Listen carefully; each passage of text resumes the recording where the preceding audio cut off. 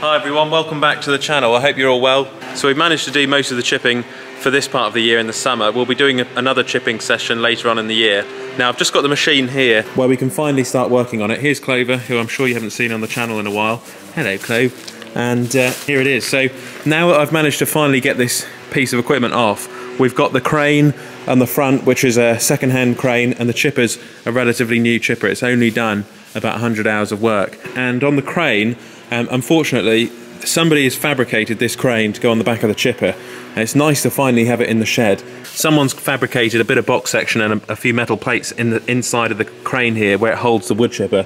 The trouble is that the PGO here, if you're not paying attention, sometimes the PGO will come down and hit the piece of box section, and consequently it will bend, and it has bent my PGO shaft. Now, yes, that's operator error. But on the other hand, really, it shouldn't be rubbing on this piece of box section. So whilst we've got it in here, I'm now going to have to order a new PGO shaft, which I'll make sure is the right length. And the other thing we're going to have to do as well is cut this piece of box section down a little bit.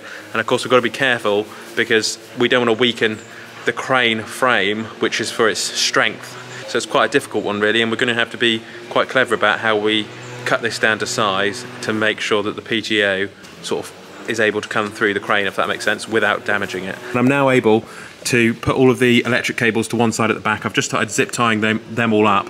We've also color coded all the little hydraulic lines. I've checked for any hydraulic leaks whilst it's in here. It also needs its own little oil supply in the chipper, which is very low on, so we'll put some more oil in there. I can also order a new top link for the tractor whilst it's in here. It's going to be another month or two before we do some more chipping, so it's just getting on top of things really, and I'm happy that it's in the shed now to be worked on and we can start doing some fabrications on it.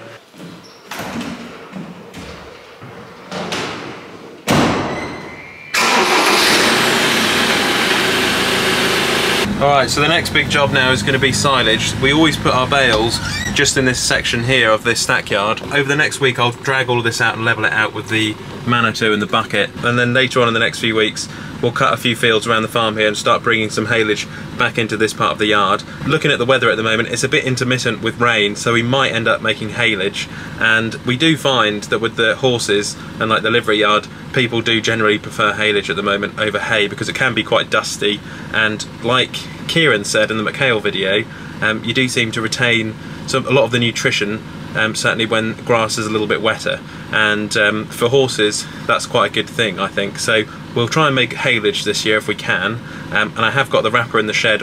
We've got to have that out to wrap a few bales beforehand to make sure that we get enough layers on the bales, and then I'll have to order some more wrap. I've only got enough wrap for about 150 bales, and this year we'll hopefully do about 450 bales, so I'll try and get some more wrap in the next few weeks. So first thing Monday morning, because it is sort of the Queen's Jubilee at the moment, everyone's off work, I've got to ring up the company and get some more silage wrap for this year. And I found quite a good place to store the wrap this year. We'll put it in the smart box because at the moment I haven't got any weight in here, so I can hopefully put a couple of rolls of wrap in there. And then next to that is obviously the Johnson Brothers cattle freight trailer, which we washed off the last time we took all of our animals out, so that's clean and ready to be taken off. If you take this off and store it in the building, it doesn't fall over, and unfortunately like it falls over in the soil. If you look at all the unlevel ground here, even after you've leveled it with the Manitou, it still does not like coming off on uneven ground, so we'll have to take this off in the shed.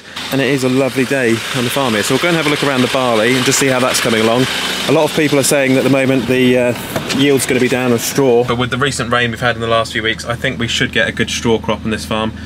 We aim to normally get several hundred bales anyway from our few fields of barley. So before we go up to the field to go and have a look at the barley, this was the Spalding's flat lift which we got earlier in the year with the tungsten points which I fitted onto it, which are brilliant because they're hard wearing on our light sandy land. Now very soon I'm supposed to be getting a small box to go on the back of this from a company called Stocks Ag, and with the small box on, I'm hoping that literally in just the next few months, once we've harvested the barley in July, August time, I'll be able to go along with the 6R and this machine and the seed box on the back and plant our turnips. If all goes well, we can drill directly into the soil and try to conserve the moisture. I've also got the roller sitting over there by the hedge, which will be fitted onto the back.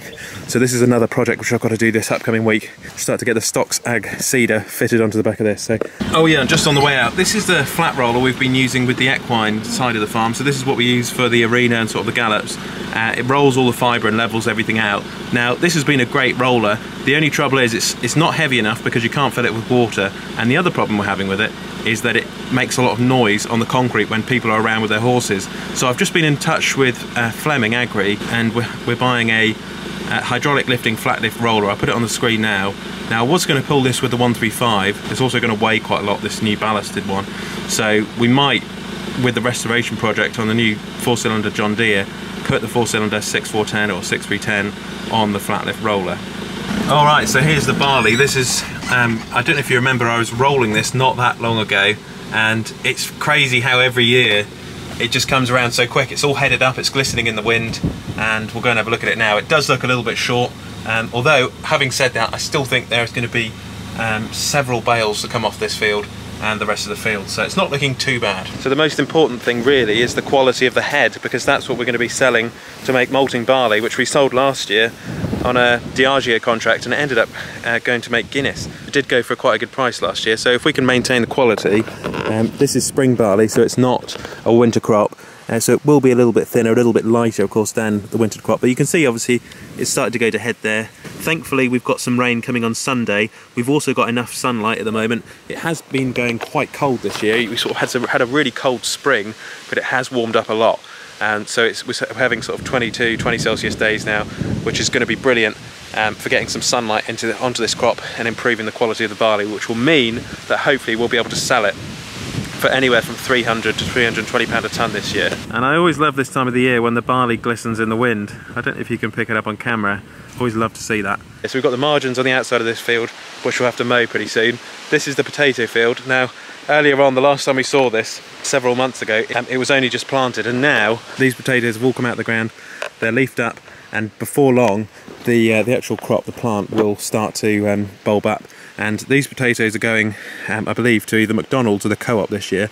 And yeah, if you have a look down here, these little potato plants are really getting going. And also with all of this current Ukraine crisis, which is proving to be quite a difficult scenario, to say the least, I think the potatoes will do really well for British growers, especially if you can get the water to them and if you have enough sunlight throughout the season. So it should be a really good year for potatoes. And of course, like everything in farming, when there's too much of the crop, you know, nobody wants it and no one will pay for it and the prices are low.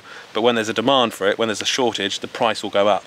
But then there are huge costs like fertiliser, fuel, labour, which do come into account. But as long as what you're getting for the crop goes up with inflation, I think there is a future for farmers in this country. A really good, strong future as well at the same time. So I think we should keep farming, keep on going, and look for the opportunities. So we've looked at the barley and the potatoes there.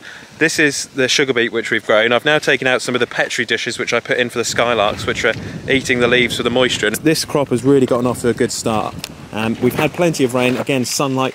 I mean, I can't believe how well a lot of the crops are looking on this farm. The sugar beet is looking absolutely fantastic this year, and if we get enough rainfall this year, I do think this will be a really good crop of sugar beet, because on this field we muck spread it with a lot of the muck from the yard down at the bottom. So we also as well came in afterwards with the subsoiler, which has, I think, made a big difference.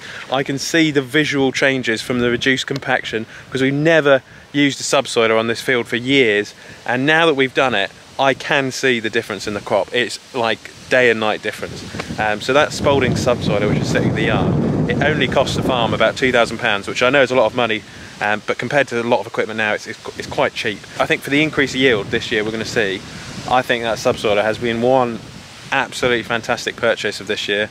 Also later on, putting the stock sag box on it, which I was talking about earlier, that as well, I mean, being able to drill our own turnips, reduce the cost of the contractor on that one, and then recently we've reduced the cost of doing the wood chipping because we can start to do that ourselves. There is just the little hurdle of splitting the wood now with that biomass system, but going back to the sugar beet, I mean, just brilliant, just absolutely fantastic. I wish you guys could see it here in person. So finally, here we are. This is the field you've all been waiting for. This is a silage field, which we're going to mow very soon for haylage, which we made it into hay last year, but this year we'll make it into hopefully haylage and wrap it. We'll come up here pick up the bales, bring them back to the yard and wrap them. This is a brilliant field as well for clover. It's got a high percentage of clover in the crop, which will be absolutely fantastic if we feed this to any of the suckler cows or the stores over winter. It is becoming quite a luscious crop here. You can see the grass has started to go to head, and it has in some places all gone to head, but that's because we don't want so much the quality from the silage. We're after a bit of bulk on this field,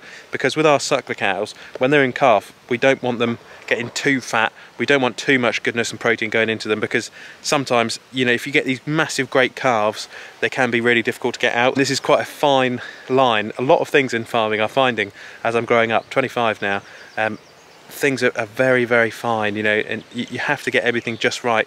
You know, if the sheep, for example, if our flock of ewes have too much fodder beet or sugar beet in the winter, you know, again, they can have massive, great big lambs, and then they're difficult to lamb. You know, in farming, it's so important to monitor and to get right. It's all about the details, and it's exactly the same with the spring barley and the sugar beet we grow as well for sugar. You know, everything has got to be monitored, and it's got to be done properly. So we're letting this grass field go a little bit later. We're going for the bulk. We've got the clover content in it as well for some protein. We listened to Kieran the other day at the McHale demo day with Nicholson's, and Kieran was saying that we need to handle our silage as less as possible. So the more times the tedder goes through it, the quality of the grass of silage will go down. So if we can just mow this, turn it, and then be baling it within 48 hours, that would be absolutely fantastic. And this will be suitable, hopefully, for either the cattle or the horses. So it should be a really good year for our silage this year, and it's a completely different year because we normally, as I say, make our first cut into hay, and this will be, from the home farm, our first cut made into silage this year, which will be quite exciting. So keeping an eye on this, waiting for silage. So I hope you've enjoyed this video. I hope you've been enjoying your summer, whatever you're up to as well, and keep an eye out very soon for silage 2022. Thanks for watching, and I will catch you on the next one. Click here to subscribe to the channel, and click here to watch another Olly's Farm video.